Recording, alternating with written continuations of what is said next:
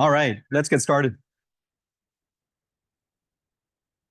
Welcome, everyone. My name is Anant. I'm a professor of economics at UW-Madison, where I hold the Mary Sue and Mike Shannon Chair of Economics. I'm also the co-director of the Center for Research on the Wisconsin Economy, which is sponsoring this event along with Wisconsin YAF, Young Americans for Freedom. The Center for Research on Wisconsin Economy is a market-oriented policy research center housed in the Department of Economics. We support and disseminate policy research with a particular focus on Wisconsin and state-level policy issues. Our activities include research, student support, and events such as this one today. I was actually truly hoping to have a debate, two economists, and I'm also very much hoping to invite or to be able to have on the show one of Obama's chief economists to talk about Harris's policies. So now on to our speaker. Casey Mulligan is a professor of economics at the University of Chicago. He served as chief economist for the Council of Economic Advisors in the Trump administration from September 2018 to August 2019. Casey received numerous awards and fellowships from the National Science Foundation, the Manhattan Foundation, the Alfred Sloan Foundation, the Smith Richardson Foundation, and the John Olin Foundation. His research covers capital and labor taxation, gender wage gap, health economics, Social Security, voting, and the economics of aging. Casey has written widely on discrepancies between economic analysis and conventional wisdom. Before his book, You're Hired, he wrote Chicago Price Theory, The Redistribution Recession, and Parental Priorities and Economic Inequality, a book that you gave to me during my job talk at Chicago in 2000. He has also written numerous op-eds and blog entries for the New York Times, the Wall Street Journal, and other blogs and periodicals. Please join me in welcoming Casey Mulligan.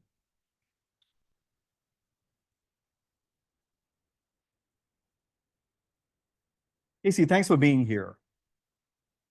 I was looking at your academic CV, and it lists a bachelor's degree at Harvard in 1991 and a PhD from the University of Chicago in 1993. Is that a typo?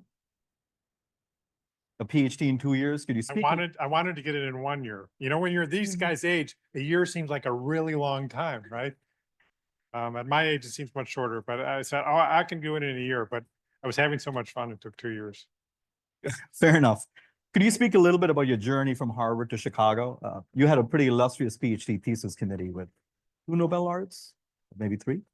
They didn't have those prizes at the time, but they were, excellent advisors. Nancy Stokey was the chairperson of my committee, and then Bob Lucas and Gary Becker were. I just picked my dissertation topic, be whatever was in the intersection what those 3 did. I ended up doing something on intergenerational mobility.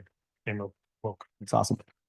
So just in terms of housekeeping for today, I'll shoot for 40 to 45 minutes of prepared questions for Casey. We welcome audience questions. You probably have this barcode that you could scan and type in a question. If you don't like a question, you can downvote it, or if you like it, you can upvote it. And by popular demand, Gabby Gerard, the chairwoman of YAF, will end up asking questions at the end of 45-minute period. All right. I would love to have the questions from all these folks. It'll be good to have audience questions. Last week, a 50 basis point cut by the Federal Reserve. Did you expect this? Is this a sign that the Fed views the fight against inflation to be over? Or is it a little more concerned about unemployment than inflation at this point? I don't pay a lot of attention to the Fed. I don't think they matter except for inflation. When inflation's important in its own right, and the unemployment's got nothing to do with what the Fed does, in my opinion. I think they use it as a smokescreen to make themselves more important than they really are.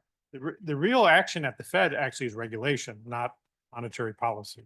There are major regulators. Remember when about a year and a half ago, the Silicon Valley Bank went down? I mean, it was the Fed dropped the ball, the San Francisco Fed. So that's, as a policymaker, I encourage pay attention to what the Fed does and its regulating. The monetary policy is, as long as inflation's under control, that's a sideshow. The real action's in the regulation. I want to start talking about oil prices.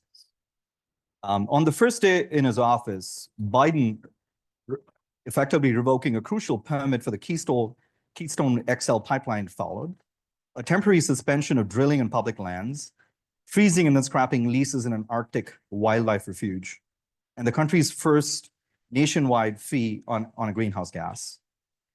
When Putin ordered tanks to Ukraine, his policy shifted. He urged drillers to produce more oil. Profits then went up. And then he accused ExxonMobil of making more money than God. He then cracked down again on oil and gas, suspending new licenses on LNG terminals. It seems there was less predictability than was optimal, and that can have a negative impact on longer-term investment in a crucial industry. What is Trump likely to do different than Biden? We keep saying drill, baby, drill. And that, I mean, the basic idea being that the oil and gas industry is one of the special talents that we have. Not every country is good at everything, but we are good at extracting energy resources. And you know, we should flourish. We should use our talents, not hide them under a basket, you know, and that being the basic idea. From a world point of view, it's incredibly important. You know, in some parts of the world, like in Saudi Arabia, you just trip over a pile of sand and oil comes out. It comes out so easily. So it's the Saudis are in a position where, you know, they don't need innovation and kind of thing that we have. But we have a very innovative oil industry. And as a result, we've kind of become the swing supplier in the world. And when oil prices go up, our guys and girls, they figure out ways to bring more oil to the market. When oil prices go down, they sit back and relax a little more. The Middle Eastern governments, the Saudis and the others, they know this, that we're the swing producers. And so if they try to extract more revenue from the oil consumers of the world, they know that we're going to step in and prevent that price from going up too much. And so when there came a Biden administration who did not have a drill baby drill attitude, they knew that this is their opportunity to try to jack up prices. And that's what they did. So you had a really double whammy on supply. You had our own supply being restricted. Then you were really inviting OPEC to restrict its own supply. Let's pivot to talking about regulation, a related issue for the oil and gas industry. Trump pulled back on regulation. Businesses felt as though there was a difference when dealing with the regulatory authorities. Biden made the regulatory authorities much more active, making it tougher on business. In some of your work, you state, at the end of 2022, the Biden administration imposed new regulatory costs on American households and businesses at a pace surpassing that of the Obama administration during a comparable period. The added costs from these Biden-era final rules, which include both their current and expected future costs, amount to almost $10,000 for every American household.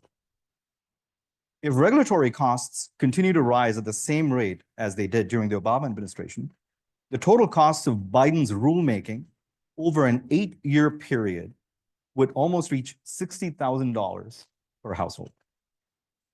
What was the impact of these regulations on the average American? I actually updated that study this summer. So basically, by this summer, I was familiar with all the Biden regulations. Now we know there's only going to be one term. So and I think I have a chart on that where the more updated results. My database goes back through all the way to the beginning of President Obama's term. And it has something like 6,000 regulations in it. And in those regulations, the agencies assert what they cost. Now remember who's writing it, right? It's the agency writing, you know, don't worry, our regulations didn't cost much. But what I did is just add up the cost that they admit to. And you can see by— Casey, not to interrupt, could you give an example of the types of regulations you have in mind here? Well, there are thousands, but the number one regulation, if you just want to pick one, would be the manufacturing standards on automobiles. Now automobiles are required to, almost all of them, to be electric. It's basically where they're going. They set it in terms of emission standards and ignoring the long tailpipe type of issue. And they set it in terms of miles per gallon standards. It makes cars very expensive because people don't want those type of cars. They want you know, typically they want their larger cars and they have long distance cars and things like that. So it makes cars very expensive. And that would be a regulatory cost, which the agency could count. Now, that's a bad example in the sense that that agency is actually pretty honest about its cost. And they estimated when Biden did the latest standards rule, they estimated almost $1 trillion in costs from that one rule. Remember, there are thousands of rules. That one rule they admit $1 trillion worth. And from a practical point of view, it's making cars cost. That one rule that Biden did, Obama also did others that had the same effect, and these keep accumulating. But the one Biden rule is adding about $3,000 to the price of a new car.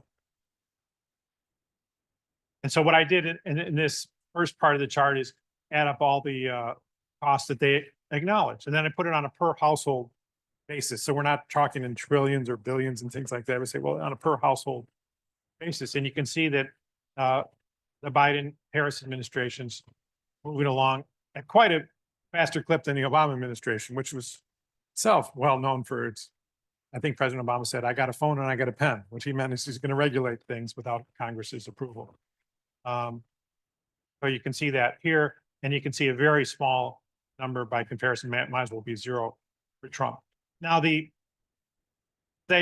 already mentioned the problem with these numbers is that the agency, and a lot of the agencies, not the one that wrote the auto rule, but a lot of the other agencies, they don't even estimate their costs. Net neutrality, one of the most famous regulations in the last couple of decades, they had no estimate of what it cost. And so I put together my own estimates for the top, let's say 100 rules. And I put that in here. So if you click next, you have my own estimates of the costs. And that comes out to be $47,000 per person as compared to $26,000 for President Obama, and then minus $11,000 President Trump. President Trump was removing regulations. A lot of them, they were regulations that President Obama put in, and President Trump took them out, and then President Biden put them back. Kind of the pattern here. What about the incidence? Now, these are present value. You're not getting a bill every year for $47,000, but these auto rules, they last forever is a little bit of exaggeration, but they last a lot of years. So every time you go to buy a car, it's going to cost $3,000 more because of that, and that's kind of in there. Your internet's going to cost $8 or $9 a month more every month for quite a long time, and I've added that up in present value terms. If you rather put it on a per year basis, it would be something more like the 47,000 would look more like, say, 4,000 a year, every year. What is the incidence of these in terms of who bears these costs? The wealthy, the poor? It is, if you didn't have my data code and Excel spreadsheet, you could still do this pretty well on your own. Number one, think about who makes the rules. A bunch of people with PhDs. They don't really familiar with life most Americans live. So you can guess what they're going to do. They're going to do things that don't really phase higher income people, but they do phase lower income people. You think about what they regulated. We mentioned energy and cars. These are necessities, not in the sense that you're going to die if you don't have those things. But when in economics, when we say something's a necessity, we mean that low income people spend a bigger fraction of their income on that. So gasoline would be a necessity. Internet service would be a necessity. And it's remarkable. They always regulating necessities. So you add up all the different things that they're regulating and allocate the costs across the households. It comes out very big. I have a slide on that. I've put households into 4 and 5 groups according to their income. The lowest income people on the left, the highest income people on the right, the middle income people in the middle, and so on. And I've shown that I found that the regulatory costs were about 7 times adjusted for their income for the bottom quintile than they are for the top. And then I've kind of broken down, you know, what are the types of regulations? Really, almost all the regulations kind of work out like this because they're always going after the necessities. But the more obvious one might be the climate one, because that looks a lot more like adding to the price of gasoline or adding to the price of energy, adding to the price of electricity. And these things are necessities, so they're going to really hit the budgets of the lower income people harder. Let's pivot to talking about inflation. When I was an undergrad, we just thought that it was almost always and everywhere a monetary phenomenon, Milton Friedman. I think that view seems to be changing a little bit. And I think the economics profession is effectively recognizing fiscal forces as being important. John Cochrane, Robert Barrow, even I believe you've looked into this issue about what's the imposition of fiscal policies on why we have a high inflation. So could you speak a bit to, apart from the Fed, which let's leave that aside, no, you don't want to talk about the Fed, what kind of policies could we be employing in order to make sure that we keep inflation in check? Yeah, now the monetary phenomenon is a bit oversimplification of what we had years ago. You had Sargent and Wallace saying, look, it's part of the government budget. You need to be careful. You think about, well, when's the government going to need to print money? It's not so easy to say don't print money. If it's the only revenue source they have, they're kind of going to do it. So it's always been a fiscal angle on it. Now the emphasis may be shifted now, partly because I think kind of the shocks and the circumstances have kind of shifted it. So we're emphasizing that part of the theory. I think it's kind of always been there. I had a piece that I wrote years ago called Inflation and the Size of Government, where we tried to look at, well, when you have a lot of government spending, you got a lot of inflation. And I said, well, a lot of cases you don't. Sweden went crazy on the welfare state in the 60s and 70s, didn't have a huge amount of inflation. But where I found the inflation was in the wars. And from an economist's point of view, I say, well, one aspect of wars is they're temporary, they're sudden, lots of spending involved. And I viewed COVID as a war. So I thought, right, when we're coming out of COVID, we're going to have inflation kind of in proportion with the war we're fighting. And then Barrow, I think, looked across countries, a very different approach. Instead of looking at historically at wars, he was looking across different countries, had different spending packages across Europe, across our hemisphere. And he had a similar finding that government spending was leading to inflation. But really, the way to have less inflation in the United States coming out of COVID was to have a smaller war. In my view, we should have stopped the government spending on COVID early in 2021. We had the vaccine, we were getting back to business. We shouldn't have been throwing out these trillions, but we ended up throwing $2 trillion out the door after I would view the pandemic is over. And that created a lot of inflation, probably added 6 points onto the inflation. More than 50 years ago, Nixon showed us how dangerous unchecked executive power can be to the free enterprise when he announced, I am today ordering a freeze on all prices and wages throughout the United States. Harris proposed a national ban on price gouging for food and groceries. She plans to give the FTC and prosecutors the authority to go after companies that are believed to be involved in price fixing or price gouging. What is the economics behind the determination of that? Could that be an effective strategy, price controls? Price controls don't have a good empirical history. They've been tried, they don't work too good. Also, in theory, I mean, we're market oriented. Whether you're market oriented or not, markets are around us all over the place. And prices are essential for coordinating all the people that we have to coordinate with to live our lives and eat our food and have our homes and so on. So interfering with the price system is a bad idea in theory, and it's proven to be a bad idea in practice. So why does it keep coming back? This is a debate that George Stigler and Milton Friedman used to have with each other. Milton Friedman said, well, people just need more of an education. They need to read more of my books. I need to go more on TV. And there's some truth to that. But Stigler's view was, no, there's special interests who are going to benefit from these regulations. Are bad on the whole, but there's a little benefit there that's going to go to a special interest, and they're pushing for it. So I think these bad ideas keep coming back because there are special interests. And we were deregulating. In my previous chart, we showed the yellow one going down, 11,000 for President Trump. But we had some regulations there, adding costs, and some of them there were price controls. Price controls in the pharmaceutical sector we had. I was pushing against that and explaining all the things I'm explaining now, but we had that policy. And guess who was pushing for it? The president of the pharmaceutical manufacturers who were going to benefit from it. So, some things never change, and that's. Your time with the Trump administration, was it just utter chaos? Did you write any of President Trump's late night tweets on the economy? those connected, but I will answer both. I was very nervous going there because, you know, I live in Illinois. Washington, DC is far away. And what am I getting myself into? Well, the New York Times says I'm going to get myself into a backstabbing, chaotic situation. I know the New York Times is lying, but that doesn't tell me what's true, right? So I was pretty nervous. And I came in with a plan for what I should do over a year period, my year leave of absence. It was a 10 or 12 step plan. And the first day I had to get my badge. It takes a whole day because it's government. Then the second day I presented it to the senior staff there and I said, look, these are the things I think I should do. Okay. I said, great, start doing it. And I did them. And on the last day, I finished the 11th thing with 4 hours to spare. It was a very predictable year.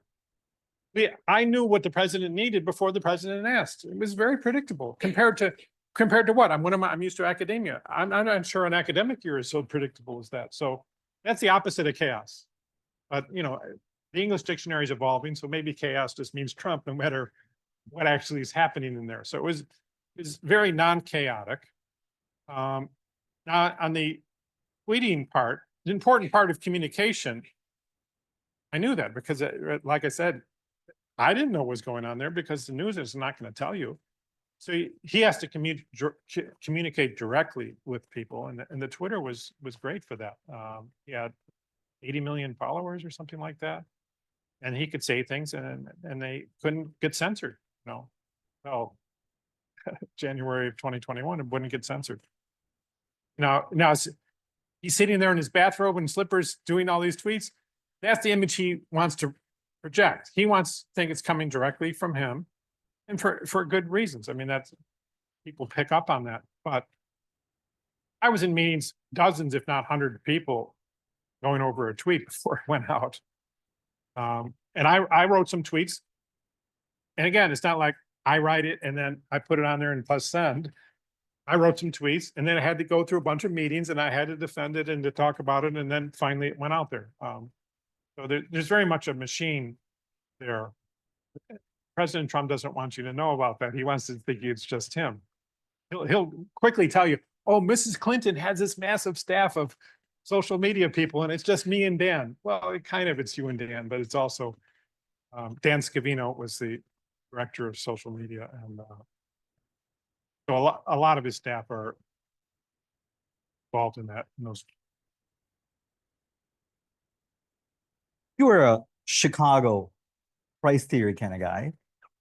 How could you support tariffs? Well, we didn't support tariffs. That's a cheap version of the question. We didn't support. We never. I'll rephrase. How could you work for the tariff man? Well, he had all views there, and so he had Navarro. Navarro was his pro-tariff people, and it depends who he's dealing with. When the Chinese officials came to Washington to visit, he would have Navarro out there, and we would be hidden away. But then when he was talking to Republican congressmen who don't like tariffs, then we would be out there talking about, oh, the tariffs are raising the prices and blah, blah, blah. So he knew the arguments, and he knew who would express them best. And we, without ever failing, we said, oh, tariffs are a tax on a particular category of goods, namely those that you import. A better version of that question is, imagine the objective is to deliver a certain degree of protectionism. And the question is, do you go with tariffs or do you go with quotas like past presidents did? Yeah, now, this never came up in the White House. We were pure. Partly we had to go back to academics where we would be hung for doing anything, at least bit impure on tariffs. But when I'm not advising there, I could say, look, yeah, every president's had protectionism. And there are some better ways to protect and less better ways, given that you're going to protect. Free trade's the best. But then once we're stepping down from the best onto some protectionism, they're not all equal. And one comparison I've made in some of my writings is between Reagan and Trump. Reagan would give a beautiful speech, will bring tears to my eyes about the beauties of free trade. He's not only beautiful and emotional, it's correct. Okay, But you look at what Reagan did. He did a lot of quotas. What would happen back then? It wasn't China, it was Japan. The Japanese companies would come into the White House and they'd say, we would like a quota. And he'd say, okay. So why did the Japanese want a quota? Because that means it gives the Japanese companies a way of coordinating with each other and say, look, let's withhold our products from the United States. Quota makes it withheld. So we have fewer cars, Japanese cars coming to the United States, so we can charge more for our Japanese cars. And Detroit loves it because the Japanese are charging more for their cars. So then Detroit either can sell more cars or charge more for Detroit cars. So everybody's happy except the consumer. And whereas a tariff, foreign companies are upset with the tariff because they're not getting that money. Our consumers paying more, just like with the quota, but their revenue is going to the treasury. So that's an important difference. And you saw when Biden came in, a number of the Trump tariffs were converted into Biden quotas, particularly in Europe. And guess what the Europeans did right away when that conversion was made? Quietly, they said, thank you very much. We love having those profits. But publicly, they said the trade war is over. Because now they're benefiting. The war against the consumer is still continuing, but the war against European companies has ended. Is it likely we're going to see tariffs continuing on going forward? Well, protectionism is very likely, whether it be in a tariff or quota form. I'm not sure. Biden tended to do more of the quotas, although he didn't back down on many tariffs. But I don't think President Trump has much interest in. Content-specific question. So in 2017, Trump broke ground on an LCD factory that he called the eighth wonder of the world. The scale of the promise was indeed enormous. $10 billion of investment from a Taiwanese electronics giant called Foxconn, which promised 13,000 jobs. Very little manufacturing actually occurred as a consequence of the Foxconn project. Do you think more protectionism and corporate welfare can be effective in keeping manufacturing in states like Wisconsin strong? Corporate welfare is a rather broad term, but that Foxconn episode is a dismal episode. We had an earlier episode. That's why it's so dismal. We had an earlier episode in Connecticut, New London, Connecticut. Pfizer wanted to build an office park or something like that, and they, the town fathers of New London decided, well, this will be great. We're going to clear off some land for Pfizer, and we're going to have development.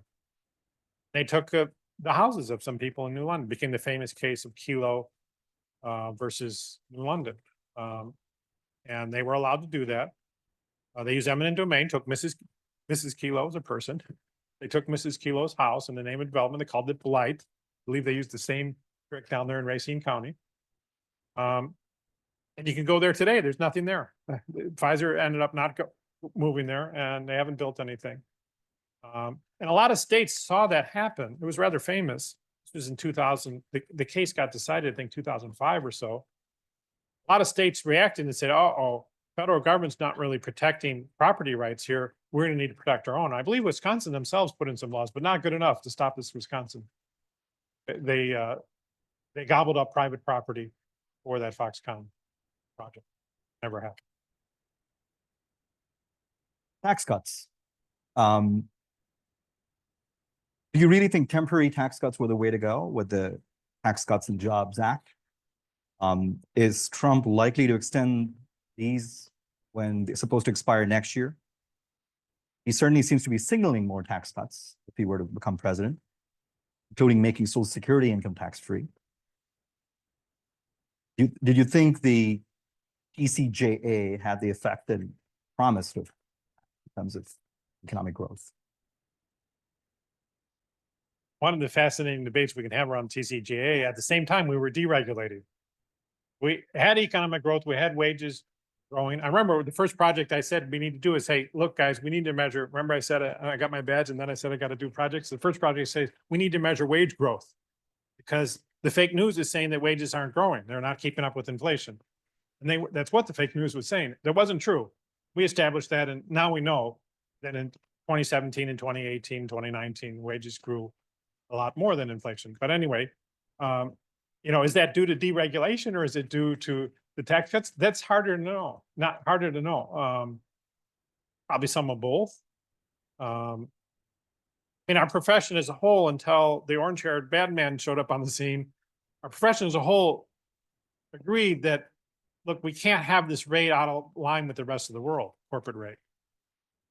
We used to be in line back in the 60s and 70s, and then the rest of the world started bringing down the corporate rate. And we all knew Larry Summers, between Larry Summers and me, I learned in Larry Summers' class, look, you can't, this can't persist. We're going to have to bring our rate in line with the rest of the world. We're in a, interconnected world, et cetera, et cetera. So bringing our rate back out of line with the rest of the world doesn't seem like a good move. But the empirical case is tougher to make due to the confounding deregulation. Harris plans to tax unrealized capital gains and estate taxation for the ultra wealthy. She proposes raising capital gains tax for top earners. Why is that such a bad idea? Why not soak the rich? I think we still teach in economics here. You guys can correct me if I'm wrong with the topic of tax incidence. Who pays for the tax? Lawyers have a very different answer than economists, right? Who pays for the tax in an economist's view is the one who can escape from it the most easily. That's whatever curve is more elastic. That's basically the tax incidence analysis. And the richer people are more mobile. I mean, one of the pictures I show in my class, I should have brought that one, the picture of Gerard Depardieu. You guys are probably too young, but when I was a kid, he was big in the movies, French actor. He moved out of France because the taxes were so down high. It's easy for him to change country. I work in the Kenneth C. Griffin Department of Economics. Ella Griffin and Ella Mulligan were classmates in Chicago. Guess who found it easier to pick up and move to Florida due to the crime, the taxes, and things like that. And the Griffins moved. So the rich, number one issue in analyzing this from a sober point of view is the rich are mobile. And so you can try to tax them and you're going to end up, the tax is going to fall somewhere else. Even though legally on paper, it looks like, well, I'm taxing people. And that's really the principle behind lower rates on business taxation and things like that, that even Sweden figured out, years ago and sticks with it, that if we tax businesses, we're going to have fewer businesses. And who's going to be harmed the most by that? It's not the business owners. They can own a business somewhere else in the world. It's going to be the people who work there and the people who consume there. You've written a lot on human capital. It's one of the main resources in the economy. What policies would Trump do to promote human capital, boost marriage rates, boost birth rates? Written more on it than me, but I regret that. No, I'm happy for your achievements, but one of the things that we did not analyze as much as I would have liked during those 4 years was the human capital element of things. And part of that is the human capital is more over time thing. And you're like, it's a democracy. We're only here temporarily in this job. So we weren't looking that far ahead. Doesn't make it unimportant. It's very important. And I think one of the places that human capital kind of dropped, the ball was dropped in that type of analysis. I was already out of the White House by then, was around the COVID, this idea of paying people lots of money not to work and bonuses not to work. We already had a program to pay people when they're out of work. We had bonuses on top of that. And one of the things that I believe was a big problem with that is the effects on human capital, that look, when I'm not working, I'm accumulating different types of capital or not accumulating things that are going to help me be productive on my job because I'm not at the job. You also had the stay-at-home element, which was terrible for, normal economies function by the older people with the wisdom passing it down to the younger people. They weren't in the office together anymore. So this was a human capital disaster. And by that time I was at home, just calling people and texting people, trying to push for more emphasis on human capital. But it'd been nice if the policies would have paid more attention to human capital. We're still seeing, I think, the fruits of that today. Of course, we see the things on test scores on students, but guess what? I'm glad students learn, but also young adults are learning too. We don't have test scores to measure that, but guarantee you that retardation of that learning we measure in the test scores for students, it's happening with the younger people. And so companies aren't being run as well. Universities aren't being run as well because you have younger people who aren't following that human capital profile that people before had. I like to point to the example, with the Bud Light fiasco. You know, somebody had to say, well, this would be a good idea for marketing beer. I'm not in marketing, so I don't know how to market beer, but you had a younger person making that call. And there was an older person leaning over his shoulder and say, you know what, maybe you want to think twice about that, or maybe you don't want to roll that out quite so broadly. And it ruined a huge brand. It just totally ruined the Budweiser brand on a poor decision. And those are the types of things we had to ship crashing into the bridge. These are the types of things that happen when people don't have their full training. CNN's Fareed Zakaria had an episode on the decline of American universities. He says, America's top universities should abandon their long misadventure into politics, retrain their gaze on their core strengths, and rebuild their reputations as centers of learning and of research and learning. We've gone from centers of excellence to institutions pushing political agendas. American universities, according to him, have been neglecting a core focus on excellence. The most obvious one he points out is the lack of diversity, is political diversity amongst faculty. At UW-Madison, 99.1% of all faculty dollars flowed to Democrats. We moved from an era where there were speech codes, statements issued on numerous social issues, elimination of SAT scores, to now a bit more of a push to the center. And many campuses, including UW-Madison, are adopting viewpoint neutrality, pretty much following the Chicago Calvin report. What do you think of the status of universities in terms of centers of innovation and excellence? Are you seeing progress that you're happy with? I mean, some of the gems, we've been exporting as a country, been exporting diplomas for a long time. I mean, our universities have been pretty darn good. The people would come around the world to get educated here and not so much going in the other direction. So it's a shame to squander that, a little bit like our oil and gas, maybe even more so.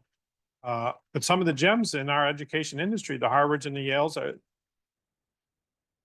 applicable what they're doing. They've going on an entirely different mission than discovery and learning and things like that.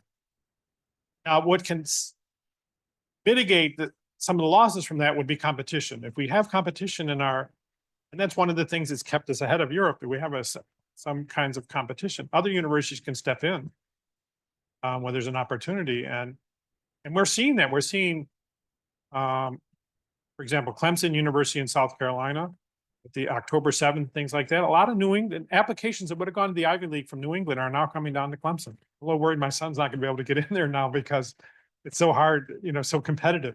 And so, yeah, I think competition can help there.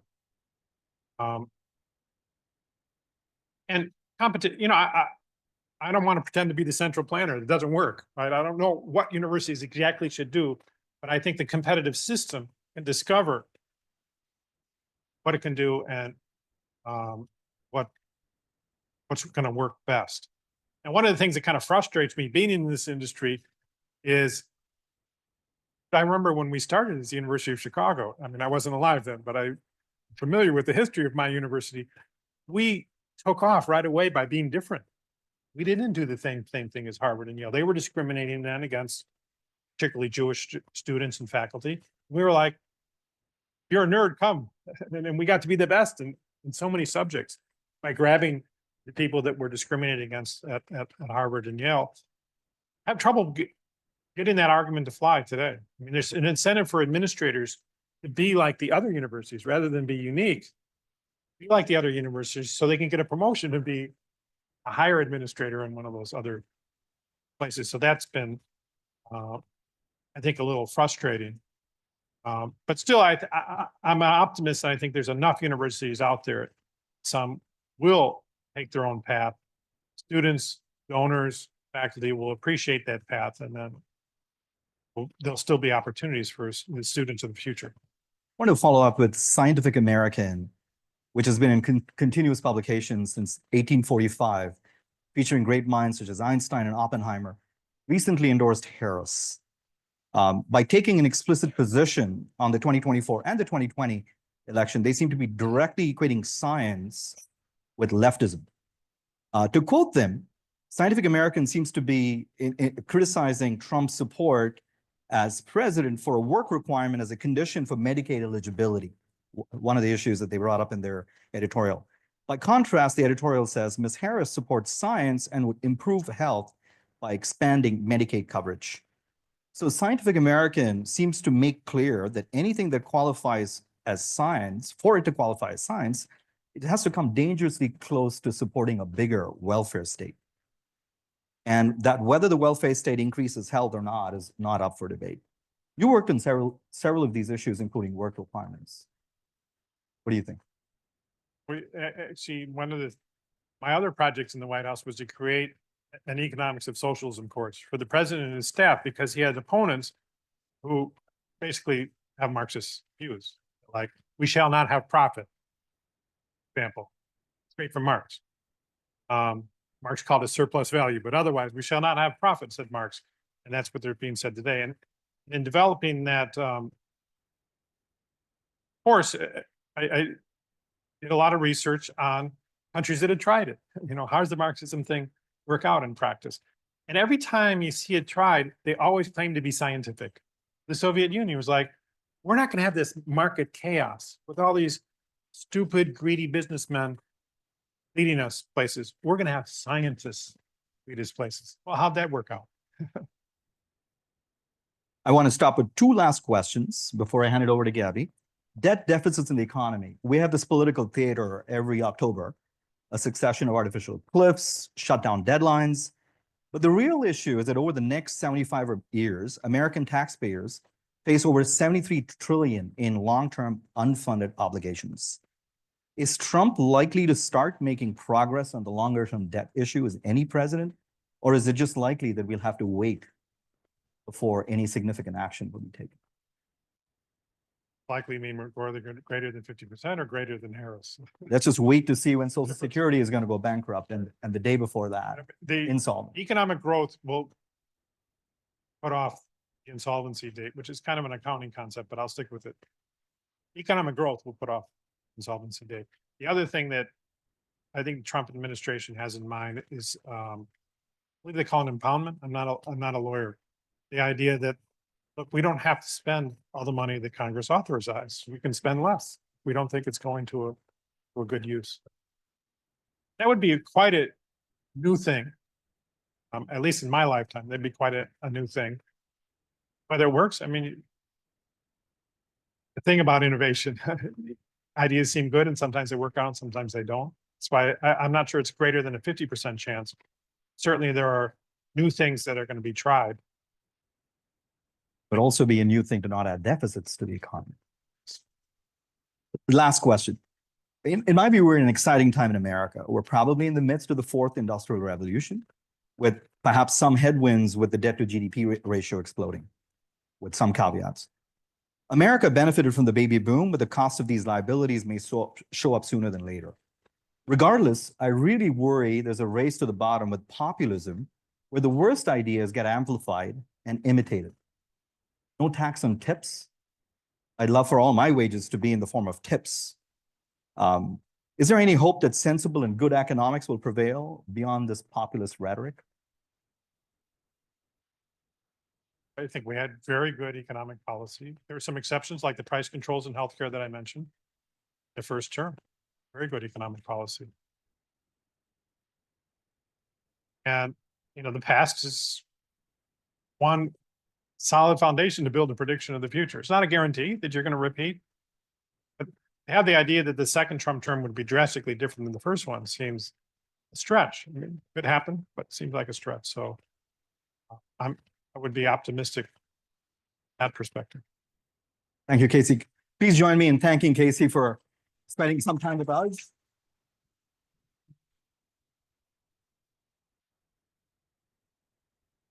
I want to hand it over to Gabby, who's a chairwoman of Wisconsin's YAF, to ask the audience questions. Take it away, Gabby.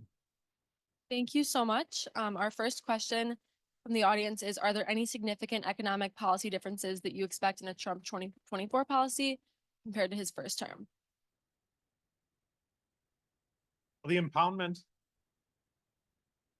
is something that would be different. In general, we kind of thought where there would be 2 consecutive terms. So when we were getting into year 3, we were having in mind things for year 5, 6, and 7. And there I looked kind of the Reagan profile. A lot of the foreign policy accomplishments happened in Reagan's second term. The foundation was laid, I think, dealing with Japan and some of the other countries. Foundation was laid, but he got the payoff. One of the things that Reagan was looking for was intellectual property protection in Japan, Korea, Taiwan, places like that. And finally, we got them to, start to enforce copyrights on patents and things like that. And that's the same kind of trajectory we were hoping for with China trade. So I'd like to see some things around that. Those are the 2 that come to the top of my head: the policy and the dealing with the budget. Great, thank you. What was the decision to institute tariffs driven more by legitimate economic theory or geopolitical tensions? And is it worth sacrificing efficiency for geopolitics, considering the negative effects? You have this issue that even Paul Krugman acknowledges, of the intellectual property theft in China. What do you do about it? You have somebody breaking the rules within your own jurisdiction. Well, we have like laws and police who have guns to enforce the laws. So we want to send guns to China to enforce? So we're going to do something else. I would rather not the guns. I went to military school. I know how to use a gun, but I don't want to see them used. So what are you going to do? Is tariffs the way? I'm not sure. I mean, Paul Krugman doesn't think tariff is the way. But something needs to be done about it, especially as our country becomes more and more producers of this intellectual property. We have to look out for our interest in that regard. And the tariffs were intended to do that. And again, I point back to Reagan. When I was in the White House, I was not pointing back to Reagan. I just said tariffs equal bad. But after I got out, I said, look, Reagan also put on some tariffs to try to bring intellectual property protections and incentive for Japan and Taiwan. We had to have those protections. And that happened in term 2. Next, we have, do you think the Middle East's plan to move away from the dollar as the global oil and gas currency is feasible? And if so, what do you see that doing to the US dollar?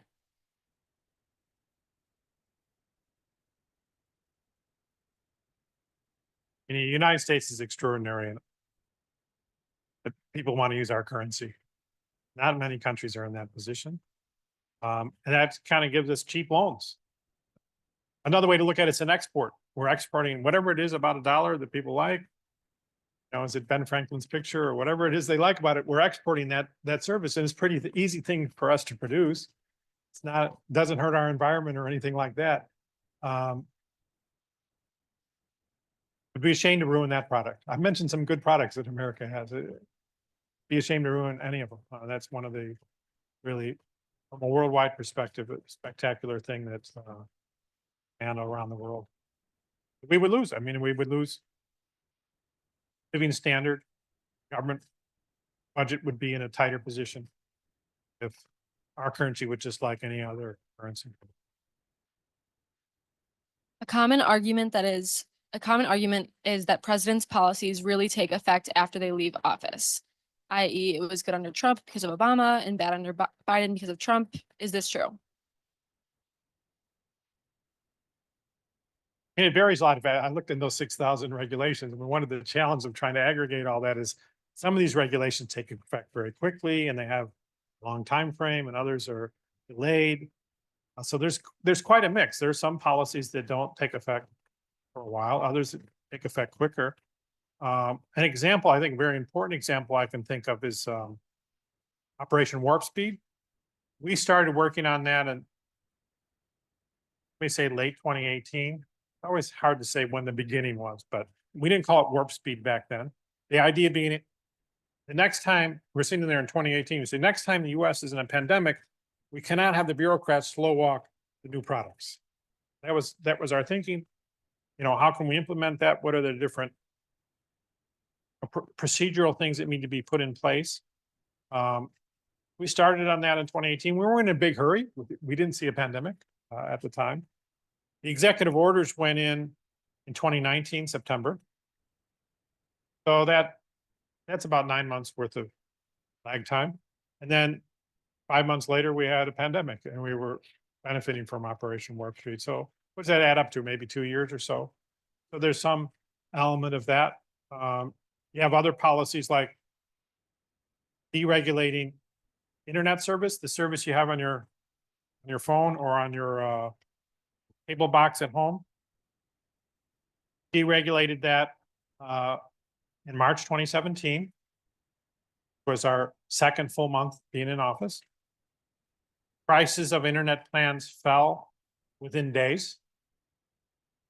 They fell so sharply that the Federal Reserve chairperson felt she had to call a special news conference to assuage the markets because they were like, why is inflation so low? What did you guys do? Answer, she did nothing. We deregulated, we brought down internet prices, and internet prices are a significant part. That's kind of what in the other chart I showed, a significant enough part of people's budget that actually moved the aggregate CPI. So that happened, you could say in days, maybe I'm exaggerating to say days, and it was weeks. But you definitely have policies that type. The corporate tax rate, I believe, went into effect in 2018. That was our first full year in office. We had the corporate tax rate that even Obama's people said we were supposed to have. What do you think of both parties' disregard for the growing federal debt? We're now at around $1 trillion in debt payments each year, and the debt to GDP ratio is increasing. How big of a deal is this? And I always had the view that long before any of these things came up, it's really the spending. Spending is when the resources are being used. The rest is how do we finance it? We know finance it with taxes later, or do you finance it with taxes now? Finance it by printing money. That's kind of a less important issue. Now, do we have too much debt? I mean, it's a lot by some of the metrics that you mentioned. But our government bonds are very expensive. They have low yields, in other words, those you who take in finance, right? An expensive bond has a low yield bond is an expensive bond. Our bonds are very expensive. It's a little bit hard to say you have a surplus of something that's expensive. Like I was saying, do we have too many diamonds? Do we have too much gold? So, you know, from that perspective, I'm not sure I see the real problem. The problem I see with the spending, a lot of spending, a lot of it's wasteful, a lot of it's fraudulent, criminal. I mean, we're spending hundreds of billions of dollars on criminals.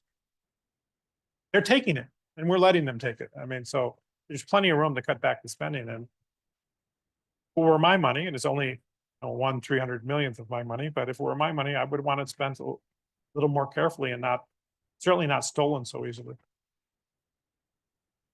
What are your thoughts on Harris's plan to have an opportunity economy and give more tax breaks to families in the middle class? Opportunity economy is just a label.